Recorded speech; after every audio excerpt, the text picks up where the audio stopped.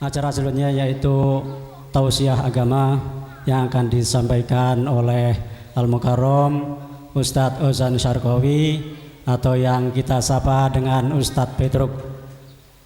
Kepadanya kami persilahkan dengan sepenuh hati. Sallu ala Nabi Muhammad.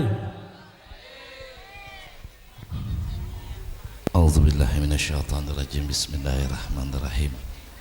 Rabbi shrah li sadri wa yassir li amri wa hlul 'uqdatam min lisani yafqahu qawli. Assalamualaikum warahmatullahi wabarakatuh.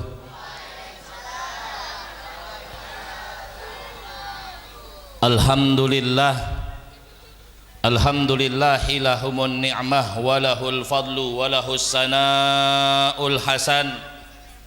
Assalatu wassalamu ala asrafil akmalan sayyidina wa habibina wa syafi'ina wa maulana Muhammadin wa ala alihi wa sahbihi ajma'in, amma ba'du. Faqad qala Allah Ta'ala fil Qur'anil Karim, a'udzu billahi minasyaitonir rajim, bismillahirrahmanirrahim. Subhanalladzi asra bi 'abdihi lailan minal masjidil harami ilal masjidil aqsa alladzi barakna haulahu linuriyahu min ayatina innahu huwas samiul basir. Shadaqallah wa sadaqa rasuluhun nabiyul habibul karim wa nafa'ana wa iyyahum bika azmain. Taqabbalallahu minna wa minkum wa taqabbal ya karim. Yang sama-sama kita hormati dzurriyyatin nabi habiban al-mahbub Al-Habib Azmi Alaidrus yang telah hadir di tengah-tengah kita. Kita doakan mudah-mudahan beliau sehat walafiat. Allah selalu mudahkan perjuangan dakwanya dan senantiasa ilmu yang disampaikan kepada kita menjadi ilmu yang manfaat. Dan juga yang sama-sama kita hormati para tuan guru diantaranya Al-Mukarram Al-Ustadz Zaidan Fikri. Kita doakan mudah-mudahan selalu sehat walafiat. Dan juga Al-Mukarram tuan guru Ustadz Muhammad Nahrawi, kita doakan juga mudah-mudahan selalu sehat walafiat. Dan juga Al-Mukarram Ustadz Lutfi Mutawalli, kita doakan mudah-mudahan selalu sehat walafiat. Dan juga Al-Mukarram Ustadz Musannif Hafiz, kita doakan mudah-mudahan sehat walafiat. Dan tak lupa pula Ketua DKM daripada Musolla Asyariah yaitu Bapak Ustadz Eko Novianto, kita doakan mudah-mudahan beliau sehat walafiat, yang insya Allah akan berangkat tanggal 7 menuju negara Yaman ziarah ke makam Habib Hud alaihi salam. Dan kepada wali-wali yang lain kita doakan dengan rombongannya mudah-mudahan selalu sehat walafiat, berangkat dengan selamat dan pulang dengan selamat, membawa keberkahan pula bagi lingkungan. Amin, Allahumma amin. Tak lupa pula Ketua RW Bapak Ustadz Sodikun, kita doakan mudah-mudahan juga beliau selalu sehat walafiat. Para jamaah, bapak-bapak, ibu-ibu yang dirahmati Allah subhanahu wa ta'ala. Pak, Bu, Pak, woi, Pak, ini pakai masker kali nggak kedengeran, hoi. Sehat? Alhamdulillah, jumpa lagi kita. Udah sekian waktu, sekian lama, 3 tahun ke lockdown, betul? Ya Allah, muka pada berubah semua. 3 tahun ketemu, sekarang kita dalam keadaan sehat, amin. Tapi saya rada-rada ngeliat rada-rada nih muka udah pada berubah. Kenapa berubah? Yang kelihatan jidat sama mata doang. Tapi insya Allah sebagai ikhtiar semua Allah berikan kesehatan. Kenapa? Karena senantiasa kita selalu dekat dengan Allah Subhanahu wa ta'ala dan kita cinta kepada baginda Nabi besar Muhammad. Terlebih malam hari ini kita memperingati daripada Isra wal Mi'rajnya baginda Nabi besar Muhammad sallallahu alaihi wasallam, adalah sebagai bentuk tanda cintanya kita kepada semua apa yang telah Allah berikan dalam sebuah perjalanan. Kenapa? Karena wajib bagi kita untuk juga terus mengikuti apa yang dijadikan Allah kepada baginda Nabi besar Muhammad. Ayatnya jelas. Qul in kuntum tuhibbunallah fattabi'uni yuhibbukumullah. Saya mau tanya, kira-kira kita mau gak dicinta sama Allah? Bu, Pak, nanya bapak-bapak dulu sama anak remaja dan kaula muda, mau gak dicinta sama Allah? Bu, mau gak dicinta sama Allah? Ini romanya bisa turun, tapi kalau ke sono dekat sorot lampu kelihatan glowing. Kalau siapapun ditanya ingin dicinta Allah, pasti jawabannya ingin. Betul apa tidak? Tapi dalam ayat Allah ada syaratnya. Kalau kita mau dicinta sama Allah, qul in kuntum tuhibbunallah fattabi'uni. Ada kalimat fattabi'uni, ikuti aku, kata Rasulullah sallallahu alaihi wasallam. Jadi landasannya, dasarnya, apapun yang ada pada diri Nabi menjadi sauri tauladan dan contoh yang kita hidupkan dalam kehidupan kita. Terlebih lagi Isra wal Mi'rajnya baginda Nabi sallallahu alaihi, kan jelas itu ayatnya tadi. Bismillahirrahmanirrahim.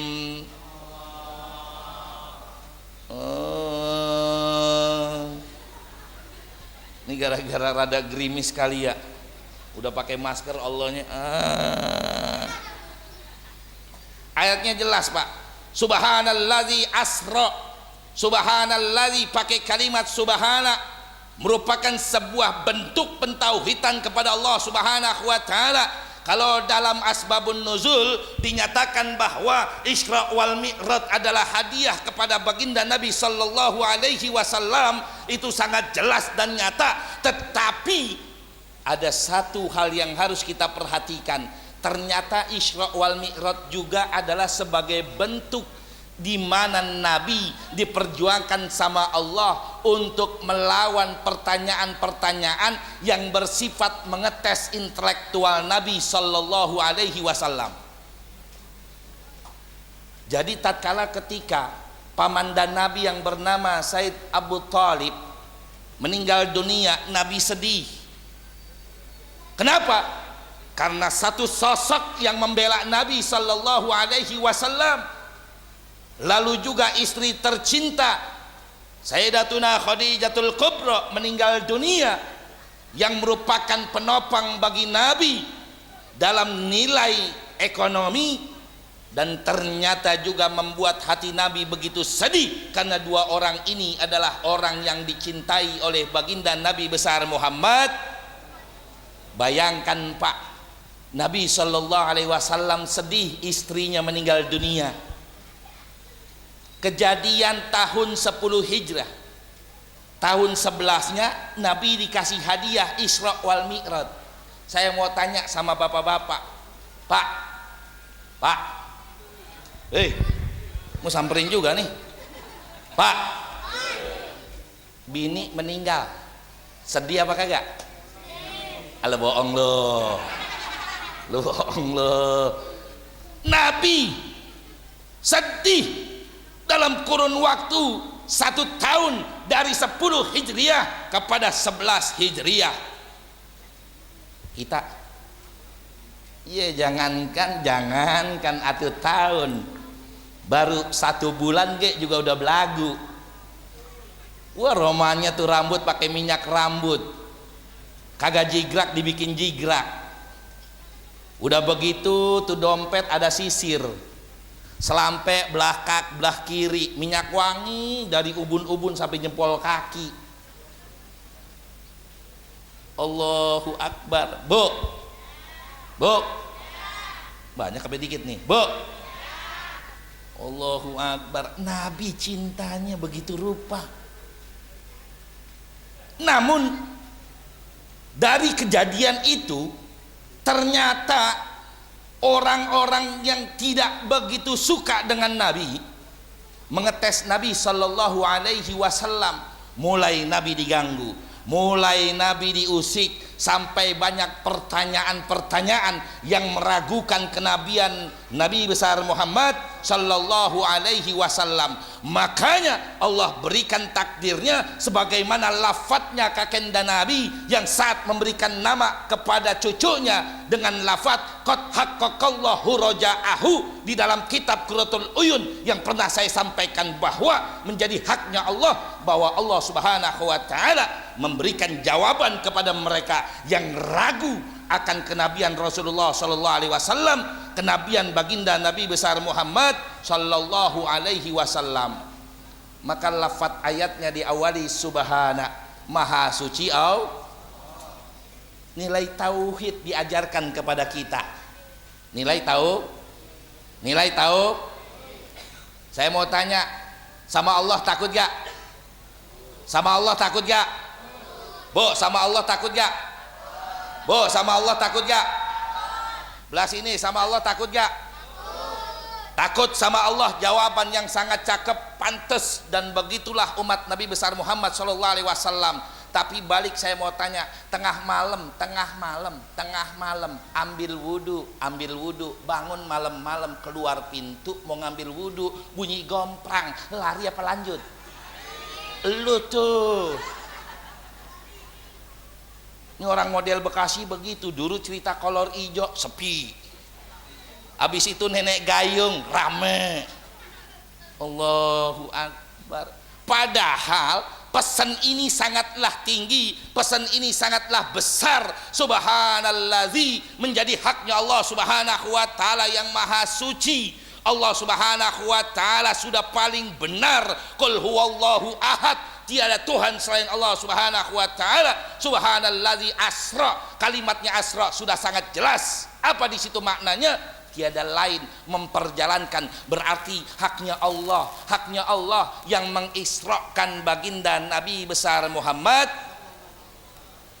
Jadi bukan semata-mata Nabi Muhammad begitu aja, enggak, ini memang haknya Allah. Sebagai jawaban bahwa ini pilihan Allah, sebagai jawaban bahwa Nabi Muhammad adalah Nabi dan Rasulnya Allah Subhanahu. Lalu apa?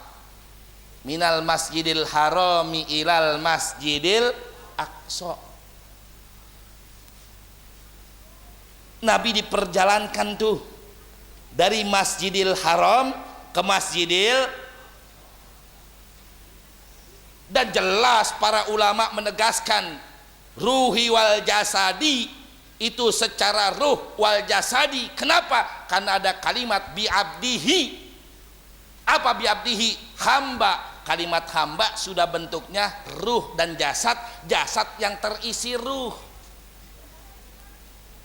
Apa maknanya? Berarti Allah Subhanahu wa taala total memperjalankan baginda Nabi besar Muhammad sallallahu alaihi wasallam secara ruh dan jasad dan tidak terpisah. Ini kekuatan Allah Subhanahu. Bayangkan Masjidil Haram ke Masjidil Aqsa. Untuk apa sih sebenarnya? Karena memang Nabi Muhammad Pak diragukan Pak. Nabi Muhammad Bu diragukan. Orang-orang tuh nguarin mitos. Apa mitosnya? Oh, nggak akan ada nabi kecuali keturunan Yahudi. Tapi mereka nggak sadar yang berbicara itu. Zaman dahulu nggak sadar. Kalau ditarik urutannya kita lihat dalam kitab Berjanji bahwa Nabi Muhammad keturunan Said Adnan, Said Anan merupakan keturunan daripada Nabi Ismail. Nabi Ismail putra Nabi Ibrahim, dan Nabi Ibrahim punya putra dua. Yang pertama adalah Nabi yang Allah Subhanahu wa taala kisahkan dalam Al-Qur'an, yang kisahnya enggak ada lain adalah tentang Idul Adha, yaitu Nabi Ismail alaihi. Nah, yang kedua nanti menurunkan keturunan yang akhirnya menjadi bangsa Yahudi yang disebut Israel. Bukan negara Israel, tapi bangsa Israel yang merupakan daripada keturunan juga Nabi Ibrahim. Tapi Nabi Muhammad merupakan juga sama keturunannya. Takdir Allah. Berarti apa, Pak? Pesan Isra wal Mi'raj ini adalah pesan pendidikan. Pesan supaya kita dalam hidup ini selalu punya ilmu, punya pengetahuan untuk ibadah kepada Allah. Kalau nggak ada pengetahuan, bagaimana caranya kita ibadah kepada Allah Subhanahu wa taala? Ini kan bahaya. Summa na'udzubillahi min zalik. Kalau kita belajar tidak mau ibadah nggak pakai ilmu, walhasil hancur. Makanya harus dengan ilmu. Tadi tuh pesennya Dewan Guru. Ini musola Asy'ariyah banyak sudah mendirikan majelis taklim, tinggal bagaimana kita menghadirinya. Belajar, Pak. Kenapa? Karena ilmulah yang menjadi corong kita, sebagaimana pesan dalam kitab, ta'allam fa innal mazainun li ahlihi wa fadlun wa unwanun likulli mahamidi. Semuanya muaranya di dalam ilmu. Ini saya dapat cerita, dapat sejarah bahwa musola Asy'ariyah ini full pengajiannya nih. Subhanallah, yang hadir sampai keluar-luar. Keluar apa di luar nggak masuk? Ya. Ayo. Kita harus punya ilmu. Mendasari semua ibadah dengan ilmu. Kalau ilmu tidak mendasari buat diri kita, summa na'udzubillahi min zalik. Kira-kira sholat butuh ilmu nggak, Pak? Bu, sholat butuh ilmu gak? Coba ceritanya kalau sholat nggak butuh ilmu, apa jadinya ngambil wudhu? Orang ngambil wudhu yang seharusnya dia kumur-kumur, habis kumur-kumur dia hidung, habis hidung dia muka. Kalau nggak pakai ilmu, dia kaki duluan. Walhasil apa? Ngaco. Summa na'udzubillahi min. Nah, ini adalah bentuk jadi pesan yang sangat terindah dari Allah Subhanahu wa taala. Kalau hidup kita mau sukses, yuk isrokan diri kita. Apa? Hijrah yang lebih baik. Ada perubahan yang kita miliki, ada sifat yang berubah kepada diri kita. Ada hal yang memang harus mau tidak mau nantinya kita pertanggungjawabkan di alam kubur. Apalagi Isra wal Mi'raj, pesan terbesarnya adalah salat. Dalam Al-Qur'an sudah dijelaskan sama Allah. Bismillahirrahmanirrahim. Fa khalafa min ba'dihim adaa'us shalah. Nanti datang waktunya di mana ada generasi setelah peninggalan yang ada, maka generasi tersebut adalah generasi yang meremehkan salat. Summa na'udzubillahi min. Sudah terbukti zaman sekarang. Allahu Akbar, Allahu Akbar. Saya mau tanya sama anak-anak remaja dan anak-anak kecil. Ajan lagi main Mobile Legend, lu berhenti apa lu kagak? Ada ajan saya tanya lagi sama ibu-ibu. Bu, tahu Indosiar? Ku menangis. Ajan maghrib, matiin TV apa langsung wudhu? Ayah bohong. Yang ada ge juga ngambil wudhu, ambil lirik-lirik. Real kejadian. Generasi yang akan datang sudah dicap sama Al-Qur'anul Karim adalah generasi yang pada akhirnya nanti mereka adaa'us shalah, meremehkan salat, padahal kita tidak sadar. Awwalu ma yuhasabu bihil abdu fi yaumil qiyamah fahuwa salat. Besok di hari kiamat yang pertama akan dihisap oleh Allah adalah tentang salat kita, Pak. Tentang Allah Subhanahu wa taala akan angkat derajat hambanya. Kalau hambanya li ta'jilis shalah, selalu mempersegerakan dirinya untuk memperawalkan setelah azan dia melaksanakan sholat. Nah, ini kan jadi satu hal buat kita. Malu kita sama baginda Nabi Sallallahu Alaihi Wasallam. Bayangkan perjuangan Nabi di saat Isra wal Mi'raj untuk umatnya, yaitu umat Islam, sebagaimana beliau berdiskusi kepada Nabi Musa untuk diberikan keringanan. Tapi ternyata dalam Al-Quran sudah dicap dan kita malu sama Allah Subhanahu wa Ta'ala. Makanya kalau bisa, ayo jadikan kehidupan kita penuh dengan keberkahan. Maka keberkahan itu carilah dari bentuk lita'jilis sholah, mempersegerakan diri kita sholat di awal waktu, di awal waktu. Bila uzrin, kalau ada uzur silakan, tapi uzurnya dengan uzur syariat, bukan uzur yang kita buat-buat. Ini kan lebih lucunya ibu-ibu lebih berat kalau sama make upnya. Bu, udah dandan mau kondangan, dandannya jam 10 sampai jam 11, udah pakai eyeshadow, eyeliner, udah gitu pakai yang namanya bulu mata tebel kayak balok, ditambah bulu mata ditempel-tempel, udah dandan rapih masuk zuhur. Jadi berat mau ngambil wudhu. Dalam hati nggak apa-apa dah, ukuran syariat, tahu juga Allah gua pakai kebaya, kagak ada urusan nilai seperti itu. Maka bahaya buat diri kita. Summa na'udzubillahi min. Jangan salahkan Allah kalau Allah Subhanahu wa Ta'ala tidak akan pernah turunkan Rahman Rahim, keberkahan dalam hidup kita kalau kita meremehkan sholat. Dan akan lebih malu lagi Pak kalau kita punya generasi, punya anak, punya cucu, dan dia sudah akil balik, tidak kenal dengan ibadah sholat. Summa na'udzubillahi min. Bahaya. Makin lama makin ngaco. Makanya alhamdulillah kalau kita ada pengajian datang. Maka kagak, guru datang duluan. Udah dibuka pembahasan, 1 jam kemudian ketika tutup dia datang. Allahu Akbar. Ayo.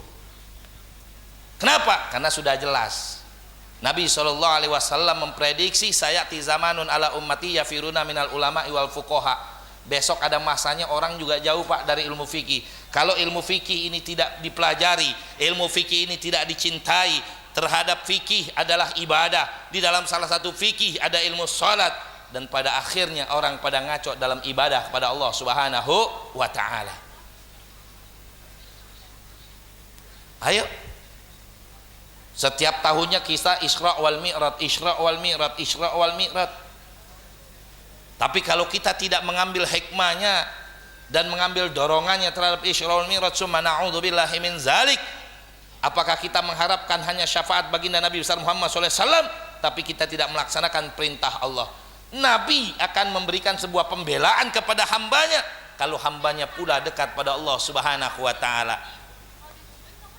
Tugas Nabi kan syahidan, apa menyaksikan apa yang disaksikan oleh baginda Nabi SAW. Nggak ada lain adalah bagaimana Islamnya hamba umatnya, imannya umatnya, ihsannya umatnya. Tapi kalau ketiga ini hanya sebatas lisan tidak dia lakukan, maka Nabi Sallallahu Alaihi Wasallam akan mengutamakan orang yang melaksanakan itu terlebih dahulu, dan akan pula memberikan belakangan syafaat bagi orang yang jauh dari Allah Subhanahu wa Ta'ala. Summa na'udzubillahi min.